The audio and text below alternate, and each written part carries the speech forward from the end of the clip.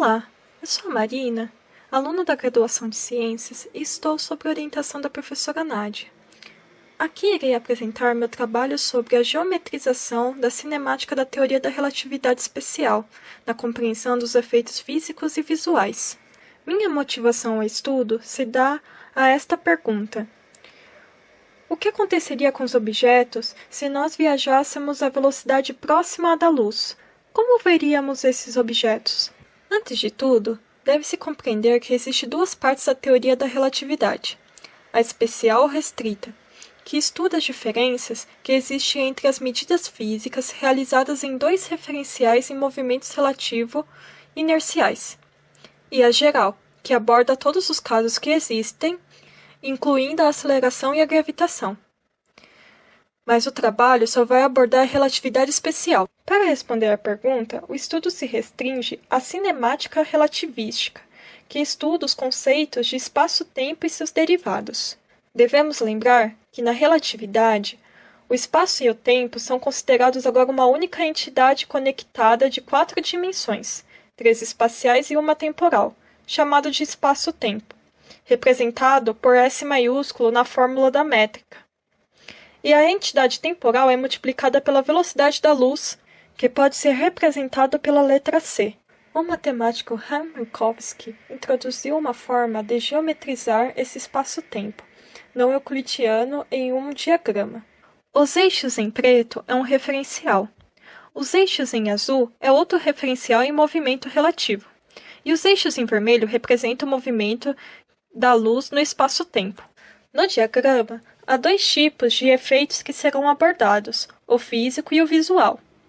E esses efeitos só existem na direção em que o objeto se propaga, nesse caso, no eixo x e no eixo do tempo. Vou considerar A parado e B com uma velocidade relativa u. B é um círculo de 1 metro de diâmetro para ele mesmo, em amarelo, que se propaga no eixo x, do negativo ao positivo. O lado esquerdo que está se aproximando de A e o lado direito que está se distanciando. O efeito físico acontece por causa da simultaneidade da teoria da relatividade. Ele causa uma contração no comprimento, na direção do movimento, chamado de contração de Lorentz, que é dado pelas fórmulas. No diagrama, ela está mostrada pela linha verde, que é a projeção da linha amarela, o diâmetro do círculo, sobre o eixo x. A linha verde é como A vê o comprimento do diâmetro do círculo dB. Como a linha amarela tem 1 metro para B, então a linha verde, que A mede, é menor que 1 metro. Daí o que diz que A constata uma contração no objeto em movimento relativo. Já o efeito visual é dado pelo efeito de propagação da luz emitida pelo objeto. Projetamos o amarelo no eixo C em vermelho, mostrado em linhas azuis. Ambas as projeções devem ser feitas em CT negativo, pois estas representam o passado, informações que já aconteceram e chegará ao observador. Posteriormente, deve-se realizar as projeções das linhas azuis no eixo x, mostrados pelas linhas laranjas, havendo 2 resultados.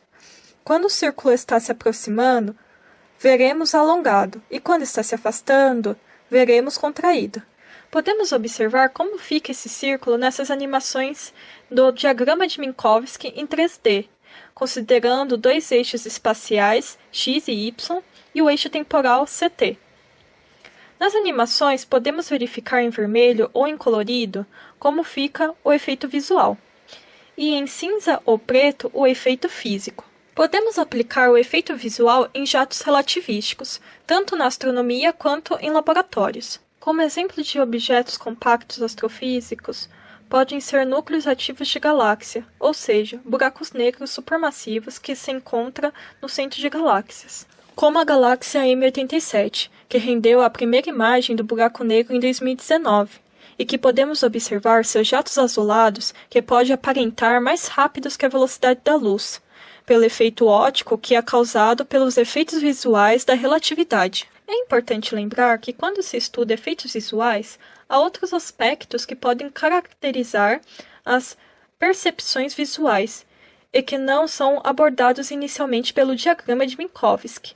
sendo eles o efeito Doppler relativístico e a aberração da luz. Então, o que aconteceria com os objetos se nós humanos viajássemos à velocidade próxima da luz?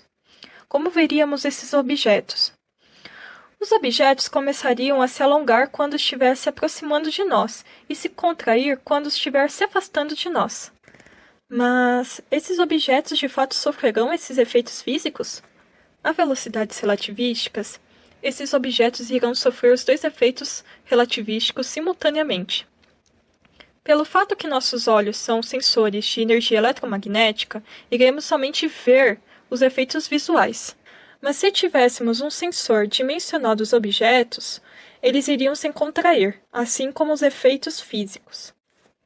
Algumas referências. Agradeço a muitas pessoas que me ajudaram na compreensão desses conceitos.